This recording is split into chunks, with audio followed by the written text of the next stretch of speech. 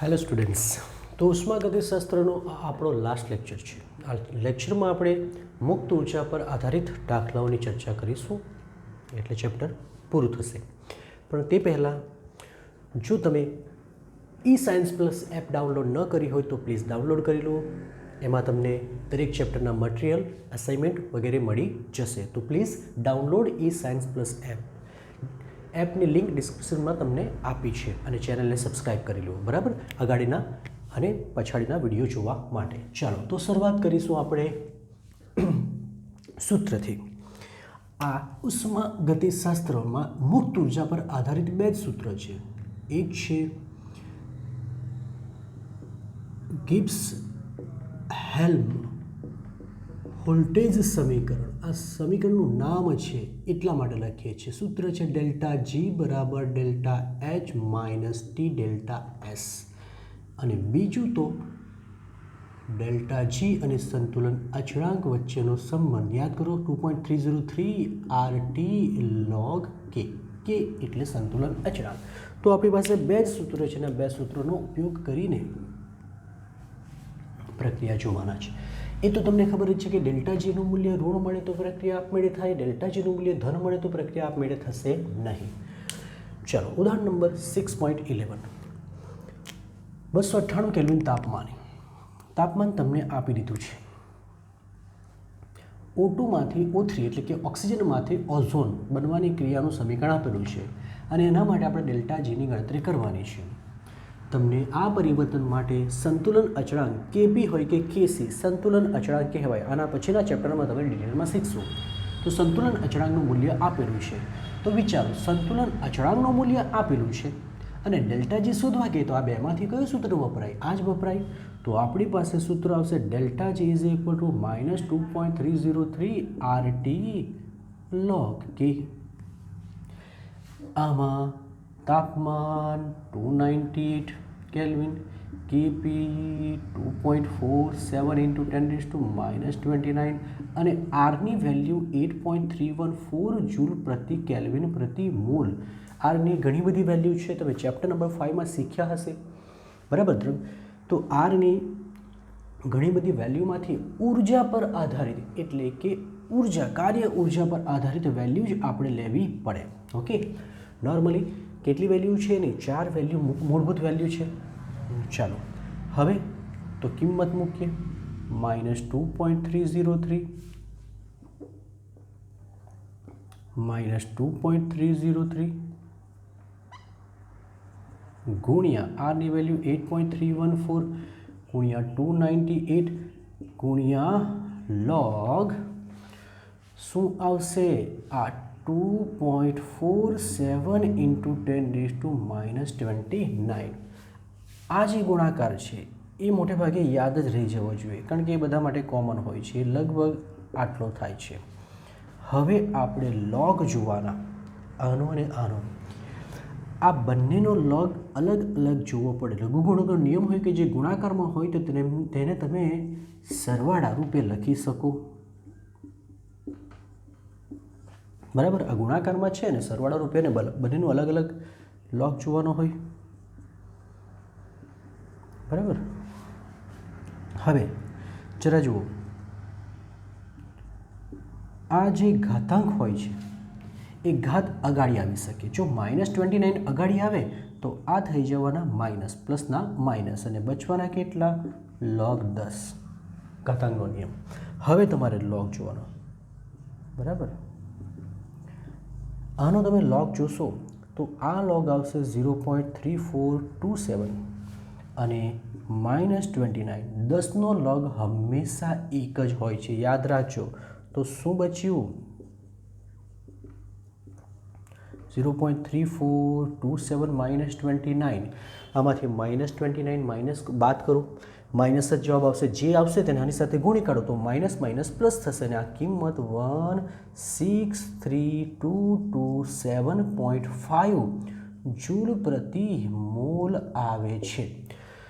કિલોમાં ફેરવવું છે તમારે તો 1000 વડે ભાગી કાઢો, એનો મતલબ 163.227 કિલો જૂલ પ્રતિ મોલ. આ આપણો ફાઇનલ આન્સર.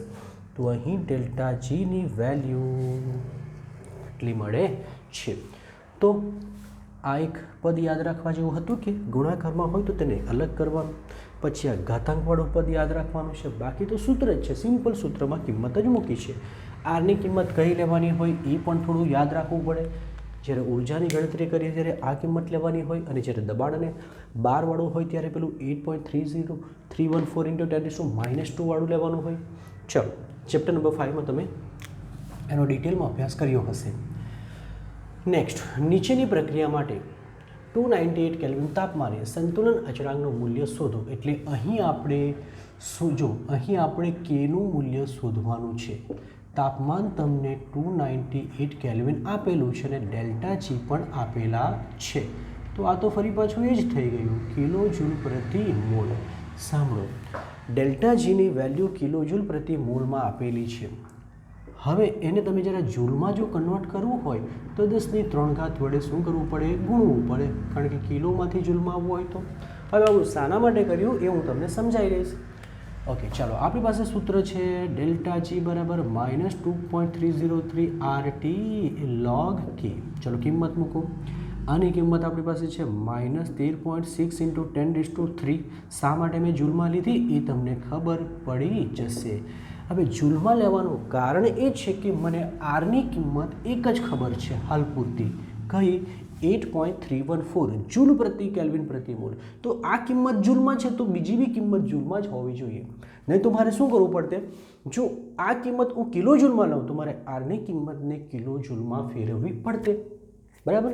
તો કોઈ એક જે વધુ સરળ લાગે તે યાદ રાખવાનું, 298 અને log K.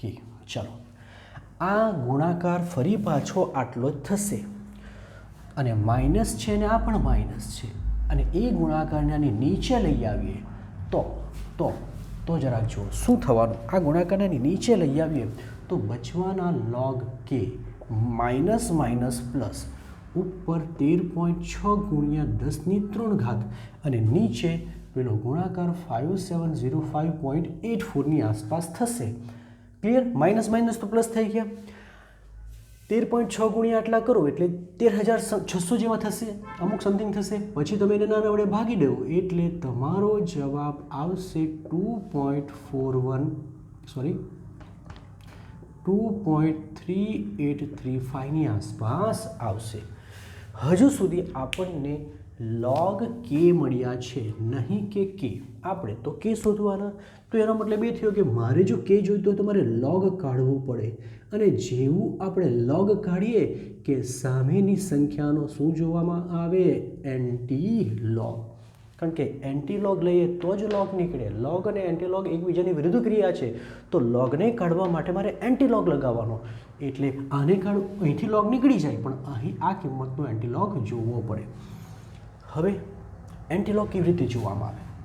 2.3835 તો જુઓ, એન્ટી log જોવા માટે આપણે શું કરીએ? આ કિંમતને અલગ કરી નાખીએ. 2 પોઈન્ટ છે તેને 2 + 0.3835. બોલો, કોઈ ફરક પડે છે? કોઈ ફરક પડે છે? વેલ્યુમાં કંઈ ફરક પડે છે? તો નહીં. આનો સરવાળો કરો તો આ જ મળે. હવે આ જે પૂર્ણાંક સંખ્યા છે એનો એન્ટી log હંમેશા 10ની પૂર્ણાંક ઘાત આવે, જે સંખ્યા હોય તે જ મૂકી દેવાનો, પછી ગુણ્યા, અને આ કિંમતનો એન્ટી log જોવાનો, જે તમારો ઓલમોસ્ટ 2.418 આવશે. તો આ મળી ગયા 2.418 × 10⁻². આન્સર. તો સમજો બરાબર કે કઈ રીતે કર્યું હશે. log અને એન્ટી log તમને આવડતું હશે. બસ આને અલગ કરી નાખવાનું. 2 પોઈન્ટ પૂર્ણાંક સંખ્યા છે તો એન્ટી log ડાયરેક્ટ પૂર્ણાંક ઘાત જ આવે, જે ઘાત હોય તે. બસ આનો એન્ટી log જોવાનો હોય log ટેબલમાં જોઈને. ઠીક છે. હવે આપણે ઉદાહરણ નંબર 6.13. આ ઉદાહરણ થોડું અગત્યનું છે, અને આ ઉદાહરણમાં આપણે જે ચેપ્ટર નંબર 6 ભણતા છે એની આગળના ચેપ્ટરની થોડી માહિતી છે, એટલે કે ચેપ્ટર નંબર 7ની. તો થોડું હાલમાં તમને કન્ફ્યુઝન ભરેલું લાગશે, પણ જેવું ચેપ્ટર નંબર તમે 7ને સ્ટડી કરશો અને ત્યારબાદ જોશો તો તમને ખબર પડી જશે. પણ છતાં પણ આપણે પૂરેપૂરી ટ્રાય કરીશું કે તમને સમજ પડે. 60 ડિગ્રી સેલ્સિયસ તાપમાને ડાયનાઇટ્રોજન ટેટ્રોક્સાઇડ એટલે N2O4, અને એનું 50% વિઘટન થાય. પહેલાં વિઘટન થાય તો બને શું? બને 2NO2. 50%ની વાત પછી આ તાપમાને 1 અને 1 વાતાવરણ દબાણે, તો જો પહેલાં તો કઈ કઈ માહિતી આપેલી છે. જો તાપમાન આપેલું છે 60, પણ આપણે કેલ્વિનમાં જોઈએ એટલે આપણે આ ટેમ્પરેચરને કેલ્વિનમાં કન્વર્ટ કરી દીધું. 1 વાતાવરણ દબાણે P, તમને 1 વાતાવરણ આપેલું છે અને ડેલ્ટા જી ગણવા કહે છે. આટલી માહિતીથી ડેલ્ટા જી ન ગણાય. આપણને ડેલ્ટા જી ગણવા માટે કે એટલે કે સંતુલન અચળાંકની વેલ્યુ જોઈએ. અહીં તમને એક માહિતી આપી દીધી છે કે આ જે છે, ધારો કે આપણે ધારી લઈએ કે ધારો કે શરૂઆતના મોલ, શરૂઆતમાં આના મોલ ધારી લઈએ, ધારો કે આના મોલ 1 છે. તમે 100 બી ધારી શકો, તમે 100 પણ ધારી શકો.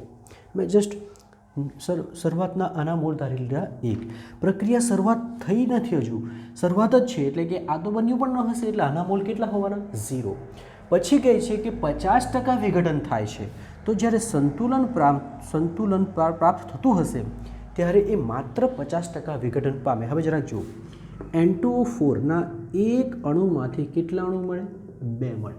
2 મળે કે નહીં મળે? એકમાંથી કેટલા મળે? 2. ધારો કે આ 50% વિઘટન પામે. 50% વિઘટન પામે તો બચે કેટલા? એક મોલમાંથી 50% નીકળી જાય, એનો મતલબ 0.5 નીકળી જાય, તો બચવાના 0.5. ક્લિયર? પણ આ કેટલા બનશે? કેટલા બનશે વિચારો.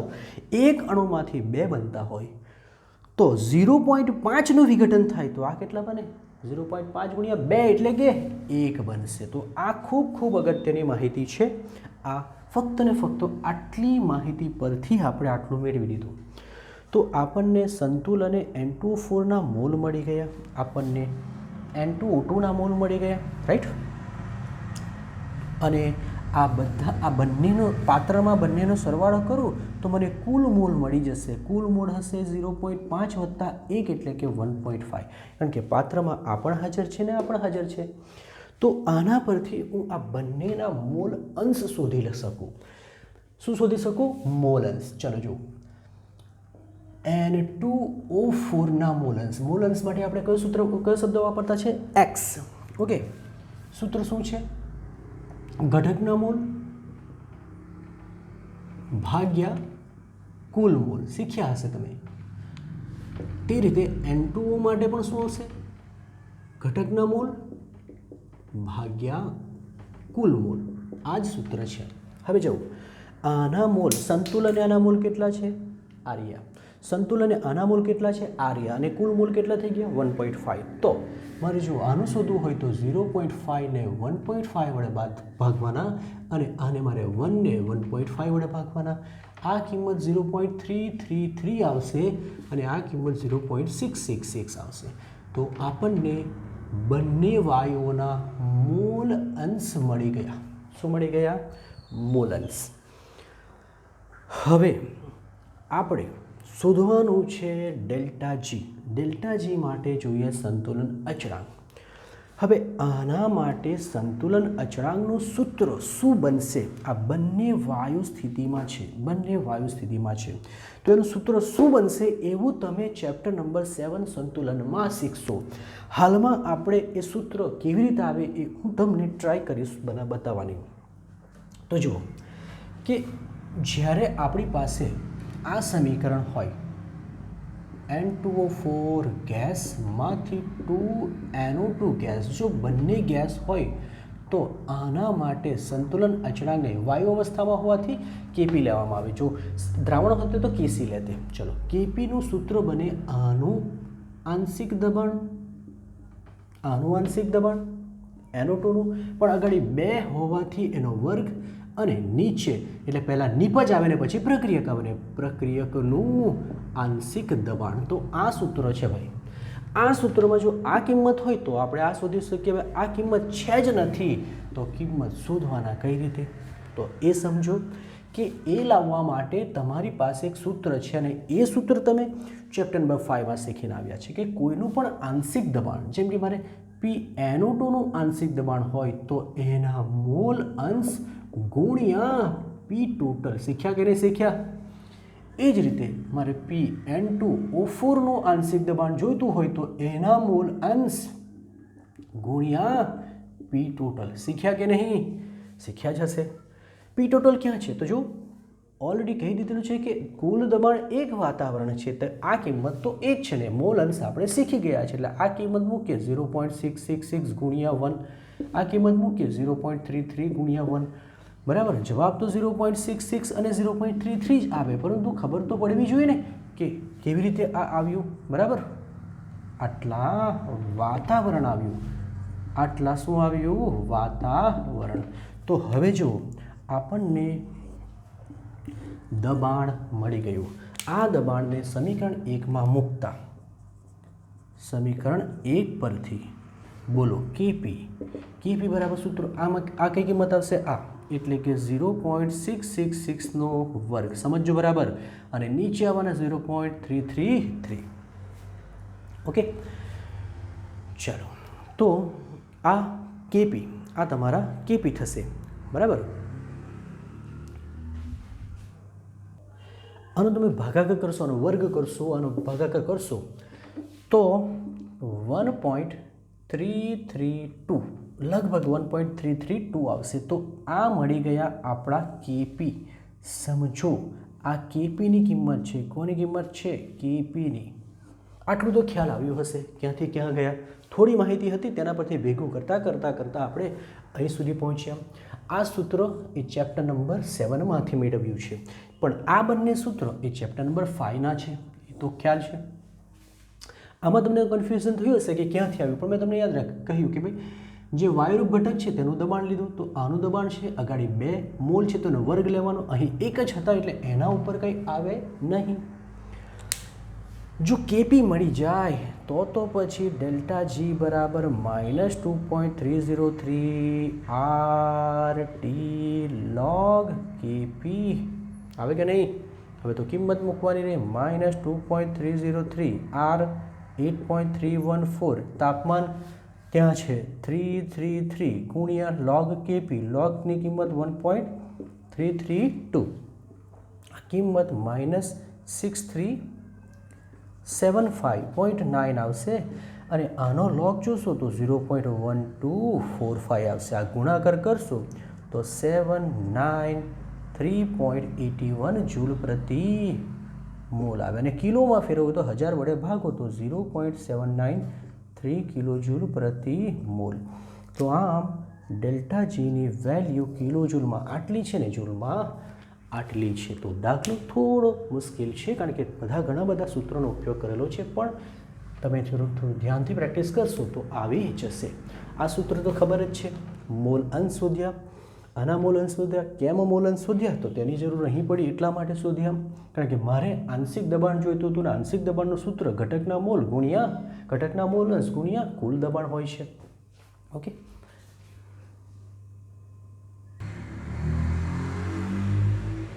ઓકે, નેક્સ્ટ છે આપણો સ્વાધ્યાયનો 6.17. 2a વત્તા b માંથી c એક પ્રક્રિયા છે. પ્રક્રિયા માટે 298 કેલ્વિન તાપમાને ડેલ્ટા એચની વેલ્યુ આપી છે. ચાલો, કોની વેલ્યુ આપી છે? ડેલ્ટા એચની વેલ્યુ આપી છે અને તે છે 400 કિલો જૂલ પ્રતિ મોલ. ડેલ્ટા એસ એટલે કે એન્ટ્રોપી ફેરફારની વેલ્યુ પણ આપી છે. આ પ્રક્રિયા કયા તાપમાને સ્વયંસ્ફુરિત થશે તે નક્કી કરવાનું છે કે કયા તાપમાને પ્રક્રિયા આપમેળે થાય. તમને ખબર છે કે પ્રક્રિયા આપમેળે થવા માટે ડેલ્ટા જીની વેલ્યુ જરૂરી હોય. યાદ છે ને બધાને? ડેલ્ટા જીની વેલ્યુ પરથી જ ખબર પડે કારણ કે ડેલ્ટા જીની વેલ્યુ જો ઋણ આવે તો પ્રક્રિયા આપમેળે થાય, જો ધન હોય તો પ્રક્રિયા આપમેળે થશે નહીં, અને ડેલ્ટા જી વેલ્યુ 0 હોય તો પ્રક્રિયા સંતુલનમાં હોય. તો આપણી પાસે ડેલ્ટા જી અને આ બંનેનું સંબંધ ધરાવતું સમીકરણ છે, ગિબ્સ હેલ્મહોલ્ટ્ઝ સમીકરણ. હવે આપણને કઈ રીતે ખબર પડશે કે એ કયા તાપમાને આપમેળે થશે? પણ એટલું તો ખબર જ છે બધાને કે જો ડેલ્ટા જી બરાબર 0 થાય તો પ્રક્રિયા સંતુલનમાં હોય કે નહીં હોય? તો તો આપણે એ શોધી કાઢીએ કે કયા તાપમાને સંતુલનમાં છે, તો આપણને ખબર પડી જશે કે એના કરતાં તાપમાન વધારીએ તો આપમેળે થશે અને ઘટાડીએ તો થશે નહીં. તો પહેલાં આપણે સંતુલન કયા તાપમાને થાય તે જોઈએ. ચલો ડેલ્ટા જીની વેલ્યુ 0 મૂકી દઈએ તો સમીકરણ બનશે આપણું આના પરથી ટી ડેલ્ટા એસ અહીં આવશે તો ડેલ્ટા એચ રહેશે, માટે ટી બરાબર ડેલ્ટા એચના છેદમાં ડેલ્ટા એસ. આ કિંમત તમારી 400 કિલોજૂલ, આ બી કિલોજૂલમાં છે ને આ પણ કિલોજૂલમાં છે ને આ 0.2 છે. આ જવાબ લગભગ 2000 કેલ્વિન આવશે. તો એક વાત તો ક્લિયર કે તાપમાન જ્યારે 2000 કેલ્વિન હોય તો પ્રક્રિયા સંતુલનમાં છે. એનો મતલબ કે ન તો અગાડી જશે ન પછાડી જશે, સંતુલનમાં છે. તો પછી શું? તેથી ટી જો ગ્રેટર ધેન એટલે કે જો 2000 કરતાં 0.01 કેલ્વિન બી વધારી દીધો તો પ્રક્રિયા આપમેળે થવા લાગશે. એનો મતલબ કે તાપમાન 2000 કેલ્વિનથી વધુ હોય તો પ્રક્રિયા આપમેળે એટલે કે સ્વયંસ્ફુરિત થાય. પણ જો તાપમાન આપણે 2000 કેલ્વિન કરતાં જરાક ઘટાડી દીધું તો પ્રક્રિયા આપમેળે થશે નહીં. હોય તો પ્રક્રિયા આપમેળે થશે નહીં. તો આ ખૂબ અગત્યનું છે. એકચ્યુઅલી જવાબ આપણો અહીં જ પતી જાય છે, પણ આ પણ માહિતી ભેગી કરવી પડે. ચલો નેક્સ્ટ જોશું. નેક્સ્ટ શું છે એ થોડો અગત્યનો છે. ચલો જો 2A ગેસ બી ગેસમાંથી 2D ગેસ મળે છે. આના માટે તમને આંતરિક ઉર્જા આપી દીધો છે. આંતરિક ઉર્જા ફેરફાર કેટલો આપેલો છે? ડેલ્ટા યુ બરાબર -10.5 કિલોજૂલ અને ડેલ્ટા એસ બરાબર -44.1 જૂલ પ્રતિ કેલ્વિન આપેલો છે. ડેલ્ટા જીની પ્રક્રિયા ગણવા કહે છે, ડેલ્ટા જીનું મૂલ્ય ગણવા કહે છે ને પ્રક્રિયા આપમેળે થાય કે નહીં થાય તે તમારે ફાઇનલી કહેવાનું છે. હવે સમજો બરાબર. ડેલ્ટા જીનું મૂલ્ય ગણવા માટે તો ડેલ્ટા એચની વેલ્યુ જોઈએ અને ટી ડેલ્ટા એસ જોઈએ, પણ આ તો ડેલ્ટા યુની વેલ્યુ આપેલી છે. તો પછી ડેલ્ટા એચ ગણવા માટેનું સમીકરણ શું છે? તો ડેલ્ટા એચ બરાબર delta U minus delta NG RT. યાદ કરો ડેલ્ટા યુની વેલ્યુ છે ડેલ્ટા એનજી ગણી કાઢીએ તો ડેલ્ટા એનજી બરાબર યાદ કરો નિપજના મોલ માઇનસ પ્રક્રિયકોનો મોલ. નિપજના મોલ 2 છે, પ્રક્રિયકોનો મોલ 2 ને વત્તા 1 એટલે કેટલા થયા? 2 વત્તા 1 એટલે 3 થયા, એટલે આ કિંમત આવવાની -1. હવે બધી કિંમત જો મૂકીએ તો જરા જુઓ આરની કિંમત તમારે કઈ લેવાની છે તે તમારે નક્કી કરવાનું છે. જો 10.5 મેં આની કિંમત મૂકી દીધી માઇનસ આ આવવાના -1. આરની કિંમત કઈ લેશો સમજો બરાબર. આર બરાબર 8.314 જૂલ પ્રતિ કેલ્વિન પ્રતિ મોલ આવે, પણ આ કિલો જૂલમાં છે તો આરની કિંમત આમાં ન ચાલે. તો આપણે આરની કિંમતને એકવાર કિલો જૂલમાં પણ ફેરવીને દાખલો ગણીએ. સમજ પડે છે? અગાડી આપણે શું કર્યું? આને જ જૂલમાં કન્વર્ટ કરી દીધો. હવે આપણે આરની કિંમતને જો 10⁻³ વડે ગુણી કાઢીએ તો કિલો જૂલમાં માઇનસ વડે ગુણી કાઢીએ તો કિલો જૂલમાં ફેરવાઈ જશે. તો હવે આપણે આરની કિંમત 8.314 × 10⁻³ શામાં લીધી? કિલો જૂલમાં. કારણ શું છે? આ કિંમત કિલો જૂલમાં છે અને તાપમાન આપેલું નથી, પણ અહીંયા ઉપર ટકા મૂકેલા છે અને ટકા હોય એટલે સ્ટાન્ડર્ડ કન્ડિશન. સ્ટાન્ડર્ડ એટલે 298 કેલ્વિન તાપમાન જ લેવું પડે. ઓકે ચલો -10.5 માઇનસ ઓકે આ સૂત્ર ડેલ્ટા એચ બરાબર delta U plus delta NG આવશે ને, સૂત્રમાં પ્લસ આવશે, આ પ્લસ આવશે, પછી આપણે આ માઇનસની કિંમત મૂકીશું. ઓકે ચલો હવે આ ગુણાકાર કરો અને તેને 1000 વડે ભાગી કાઢો, જવાબ માઇનસ જ આવશે. ગુણાકાર કરીને 1000 વડે ભાગશો તો આ જવાબ કચ 12.98ની આસપાસ આવશે. સોરી 2.98ની આસપાસ આવશે. આ ગુણાકાર કરશો અને ભાગી દો તો 2.2 2.48 લગભગ 2.48ની આસપાસ આવશે અને ત્યારબાદ આ બંનેનો સરવાળો કરો તો હવે સરવાળો તો થઈ જ જવાનો 10 ને 2 12 12 અને આ ઉમેરશો તો 98 થશે એટલે -12.98 થવાના બરાબર કારણ કે 5 અને 4 9 થશે તો આ ડેલ્ટા એચની વેલ્યુ મળી ડેલ્ટા એચ આટલા શું આવ્યા બોલો કિલો જૂલ પ્રતિ મોલ આવ્યા ચલો ડેલ્ટા એચની વેલ્યુ મળ્યા બાદ હવે સૂત્રો વાપરીએ ડેલ્ટા જી બરાબર delta H minus T delta S clear okay ચલો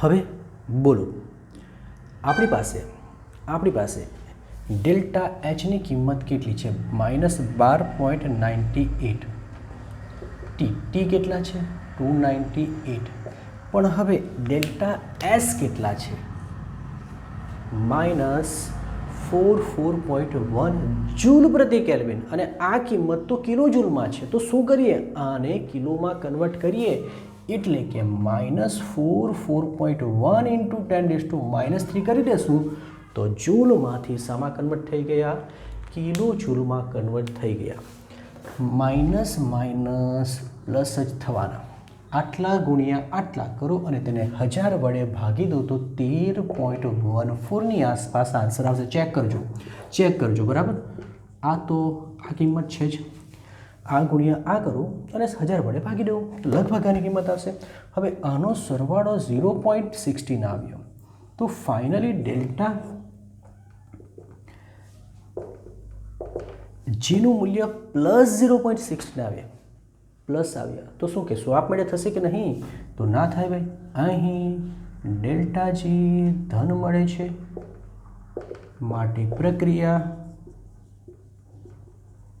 આપમેળે થશે નહીં ઓકે તો થોડુંક સમજીને કરવાનું હતું કન્ફ્યુઝન થાય એવું છે ડેલ્ટા યુની વેલ્યુ આપેલી છે ડેલ્ટા યુ પરથી આપણે પ્રથમ શું શોધી કાઢ્યું ડેલ્ટા એચ આ પ્રથમ સ્ટેપ થઈ ગયું ડેલ્ટા એચની ગણતરી કરવા માટે ડેલ્ટા એન જોઈએ ડેલ્ટા યુ વત્તા ડેલ્ટા એન જી આરટી સૂત્રનો ઉપયોગ કર્યો બરાબર કિંમત મૂકી દીધી આ -1 મળે છે તો માઇનસ મળ્યા અને આ કિંમત થઈ -12.98 અને એ પછી આપણે બીજો ભાગ ચાલુ કર્યો અને તે છે ડેલ્ટા જી બરાબર delta H minus T delta S